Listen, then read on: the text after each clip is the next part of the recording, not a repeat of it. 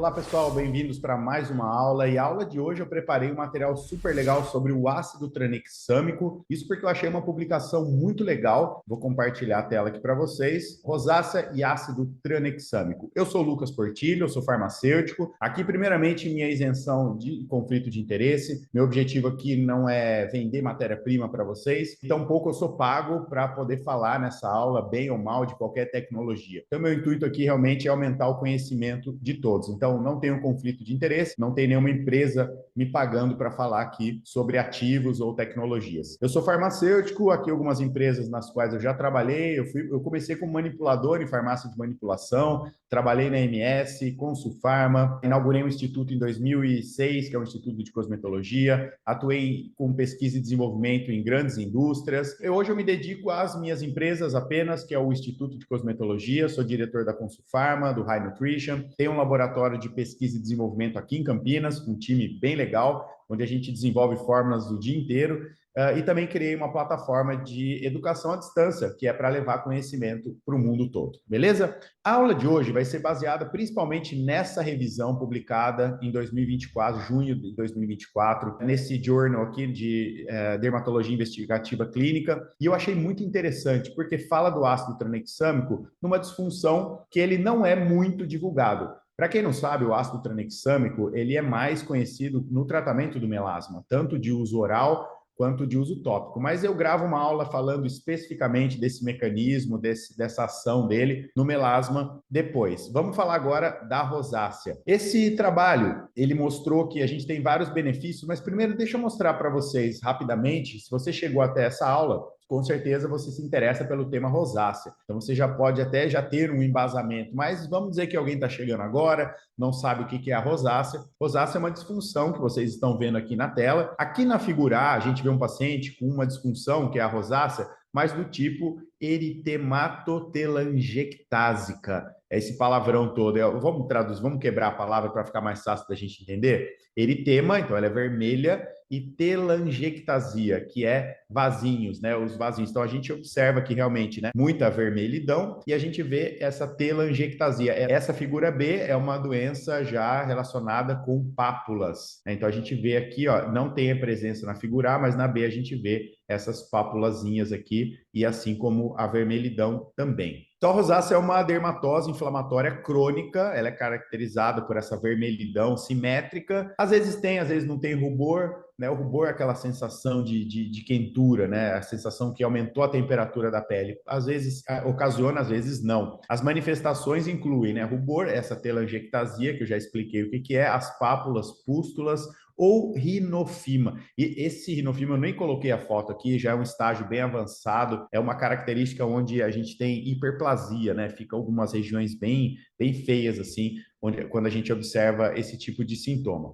E os pacientes com rosácea, eles podem experimentar desconforto, né, dá aquela irritação, então às vezes dá sensação de queimadura e ressecamento, porque aí a barreira cutânea fica comprometida também. Inclusive, o dano de barreira eu vou explicar por que ele acontece nessa aula. Afetam mulheres principalmente mulheres, né, entre 30 e 50 anos, né, a sua prevalência aqui mundial de 1 a 22%. Eu coloquei em negrito aqui, olha, porque uma das características é sistema neurovascular desregulado, função barreira da pele prejudicada e microbioma também alterado. Isso é muito interessante, né? Hoje nós temos moduladores de microbioma que talvez seria bem interessante a gente associar aqui. E os gatilhos mais comuns, por que exacerba a rosácea? Exposição ao sol, pressão emocional, então tem esse fundo psicológico e mudanças de temperatura e clima quente. Agora, aqui nesse slide, eu quero mostrar para vocês, nesse estudo, o que foi proposto para que o ácido tranexâmico funcionasse. Então, imagina que o gatilho foi o sol, o gatilho ele vai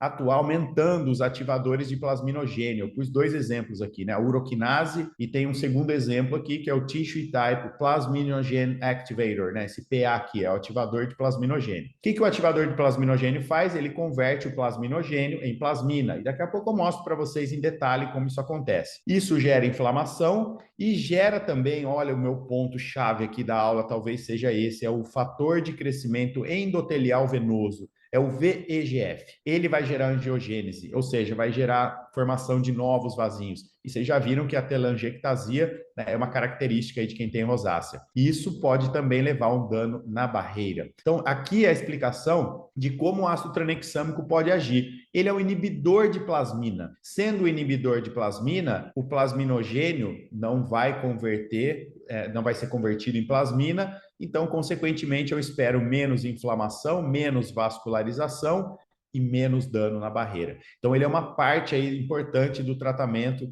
para quem tem rosácea. Vamos entender melhor essa questão do ativador de plasminogênio que eu falei aqui. Talvez muita gente tenha olhado e pensado, tá, não entendi direito essa parte. Vamos entender. Quando a gente tem uma célula, quando a gente tem uma inflamação, as células elas têm que migrar para o local da lesão, né? Então, a lesão acontecendo, imagina que eu vou pegar um exemplo aqui de um leucócito inativo. Ele não está ativado, mas teve a lesão. Como que ele faz para poder ficar ativo? Uma das formas é através dos receptores de plasminogênio. Então, ele tem aqui receptores de plasminogênio. E o que ele tem aqui? Receptores também dos ativadores de plasminogênio. Vou colocar ele de uma cor diferente aqui. Então, aqui eu tenho receptores de plasminogênio. E o que ele vai receber aqui? O plasminogênio. Ele vai se ligar nesses receptores em vermelho, que são receptores específicos para plasminogênio. Então, liguei todos aqui. Por que esse azulzinho não ligou aqui no verde, no receptor? Porque isso aqui é receptor para ativador. Isso aqui é receptor para uroquinase, por exemplo. Vamos dar um exemplo? Então, a uroquinase vem aqui, que é um ativador de plasminogênio,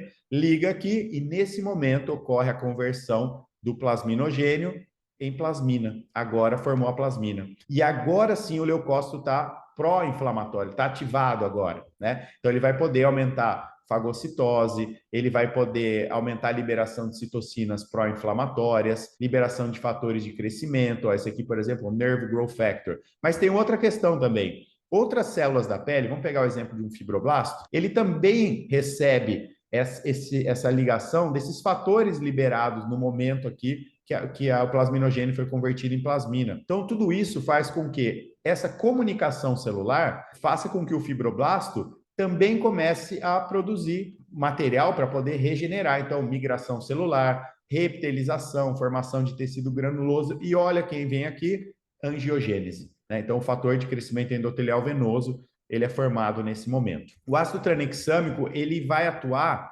aqui, ó, impedindo essa comunicação aqui dos ativadores de plasminogênio com o seu respectivo receptor. E isso vai ser interessante, porque aí eu não tenho a conversão do plasminogênio em plasmina. Então, tudo que eu mostrei depois aqui, liberação de citocina inflamatória, reepitelização, angiogênese, também não vai acontecer. Tudo isso é importante quando a gente precisa de um processo de cicatrização, porém, na rosácea, muitas vezes a barreira pode ser induzida, pode ser formada de uma outra forma e não ativando, né, esses fatores pró-inflamatórios que eu mostrei para vocês. Quando eu falo de ácido, talvez muita gente nesse momento tenha pensado assim: peraí, Lucas, a pele já está vermelha, já tem telangiectasia, já tem aquela inflamação e a gente vai pôr um ácido na pele? Fiquem tranquilos. Existem ácidos que queimam a pele, entre aspas, né? Os alfa-hidroxiácidos, por exemplo. Então, a gente tem vários exemplos de ácido glicólico, mandélico, a gente tem gluconolactona também, tem um pH mais baixo. São todos esses que eu estou falando, são pHs dependentes. Eles ardem dependendo do pH e da concentração. Tem ácido tricloracético, que arde muito quando a gente coloca.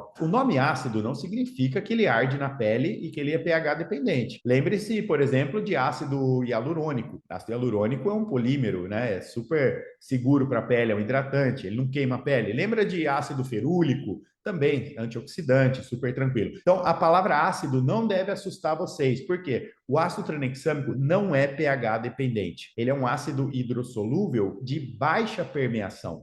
Ele não consegue penetrar com facilidade. Inclusive, existe uma linha de raciocínio na dermatologia, que eu concordo plenamente, que topicamente, para melasma, vamos falar de melasma, quando o ácido tranexâmico precisa chegar numa camada mais profunda da pele, ele topicamente é bem fraco. A gente precisa colocar substâncias para aumentar a permeação dele. No caso aqui da rosácea, eu evitaria. Até porque, para aumentar a permeação de um ácido tranexâmico, é necessário colocar solventes. E talvez um solvente numa rosácea eu não arriscaria, porque ele pode causar aí aberturas na pele, sendo que a barreira já está danificada. Então, eu colocaria o ácido tranexâmico apenas ele, sem aumentador de permeação. Mas o que eu quero deixar bem claro é que não há risco de queimar a pele com ácido tranexâmico. Ele não é um ácido que queima a pele. Ele é um ácido super seguro. Agora eu quero falar um pouco da concentração dele. Legal, se ele não vai penetrar fácil, então o ideal é que a gente coloque uma concentração mais alta. O que eu tenho visto na literatura científica é que ele começou a ser usado com bastante cautela. 0,5%, eu lembro um artigo publicado dele, mas quando a gente observa as concentrações atuais, então eu listei aqui para vocês alguns autores, esse autor, por exemplo, Kim e os colaboradores que ajudaram na publicação em 2012, já propuseram aqui 10%. Uma ou duas vezes por semana, cinco vezes, né, durante 2 a 4 semanas. Então, interessante aqui eles usarem rosácea papulopustulosa e também rosácea com dermatite de contato irritante. 5% proposto aqui num estudo de 2015 por esse autor e seus 10% também, aqui um outro estudo. Esse mais recente, 2019, também propondo 10%. Então, baseado aí no que a gente tem visto, a minha experiência com ácido tranexâmico é que ele não causa nenhum tipo de efeito colateral sendo aplicado topicamente. Você deve estar assistindo essa aula e pensando, Lucas, mas e o de uso oral? Eu não vou entrar nesse mérito, porque aí é uma outra linha de tratamento. Não são todos os profissionais que podem usar o ácido ou prescrever ou indicar o ácido tranexâmico oral. Então, é uma classe bem específica de profissionais, então eu não vou abordar aqui. Então, deixando bem claro, que às vezes se alguém tirar essa minha aula do contexto, pode até ficar assustado, mas o que eu estou falando aqui é de uso tópico. Inclusive, um dos estudos cita microagulhamento. Para microagulhamento, obviamente, não vamos usar agulhas muito profundas. Tem estudo também de melasma com ácido tranexâmico com microagulhamento? Tem, ele é seguro, ele diminui vermelhidão, diminui melanogênese, então eu acho bem interessante usar também. Agora, precisa avaliar como que está a pele dessa questão do microagulhamento. Lembrando que é só esse estudo aqui, tá? Os demais, eles não associam microagulhamento com a rosácea. Então, eu indicaria começar sem o microagulhamento para, se tiver um resultado, já se dá por satisfeito e não ter a necessidade de fazer o microagulhamento, tá? Aqui, ó, 2 vezes ao dia. Então, 2 vezes ao dia ele parece ser bem seguro, né? 10% a concentração. Pode ser associado com outros ativos também. Então, eu quero só voltar aqui e mostrar para vocês, né, que os estudos eles mostram que o ácido tranexâmico diminui vascularização, mas a minha aula eu fui um pouco além, eu quis mostrar aqui para vocês em detalhes como essa inibição é feita, né? Então, na verdade, a inibição da conversão do plasminogênio em plasmina é o grande mérito aí deste ácido, o ácido do bem que eu falo, né? Porque ele não queima ninguém, ele ajuda bastante na dermatologia. Esse é o principal mérito dele. Aqui, então, vimos nesses estudos as concentrações e lembrando que é possível associar o ácido tranexâmico com várias terapias de primeiras linhas de terapia que a gente observa em alguns guidelines. Então, a gente pode associar com brimonidina, com oximetazolina. Esses dois ativos aqui, eles são vasoconstritores. Posso associar, no caso de pápulo postular, com ácido azelaico, posso associar com metronidazol, e aqui outros antibióticos, lembrando que isso que eu estou mostrando, essa aula é para profissionais da saúde, hein? Você se caiu aqui no meu canal e você não é da área da saúde, vai procurar alguém, hein? Não vai ficar usando isso aqui, indo atrás disso, até porque precisa de receita para várias substâncias que eu estou mostrando. E aqui algumas associações. Por que associação, pessoal? Porque o ácido tranexâmico, eu até já falei, ele é hidrossolúvel. Então é fácil incorporar ele em sistemas como cremes e loções. Então é importante, ó, você pode associar com metronidazol 0,75%, que o metronidazol já é um ativo já conhecido no tratamento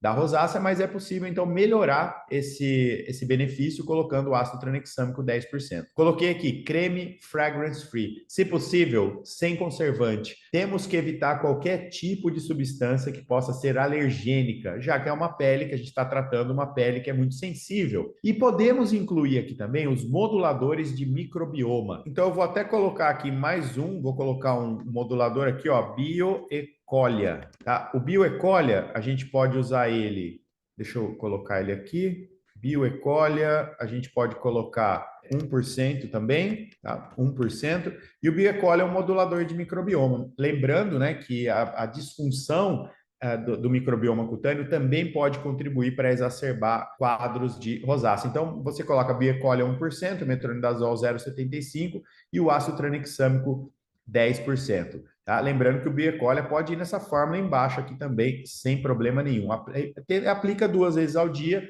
né, de manhã e à noite, para melhorar a rosácea. E essa foi a minha aula sobre o uso do ácido tranexâmico, um artigo baseado num artigo muito legal. Quem quiser saber mais sobre cosmetologia, não se esqueça, lá no meu instituto, que é o icosmetologia.com.br, tem um monte de curso bacana, tem pós-graduação. Então, se você gosta de estudar a pele, a ciência por trás da pele, está convidado a conhecer os nossos cursos. E agradeço muito, pessoal. Esse aqui é o meu Instagram. Fique ligado lá também. Eu sempre posto diariamente novidades sobre cosmetologia e tratamentos da pele. E a gente se vê numa próxima aula. Um abraço para todos. Rapaz, estou gripado, viu? Hoje foi difícil gravar essa aula. Valeu, gente. Tchau.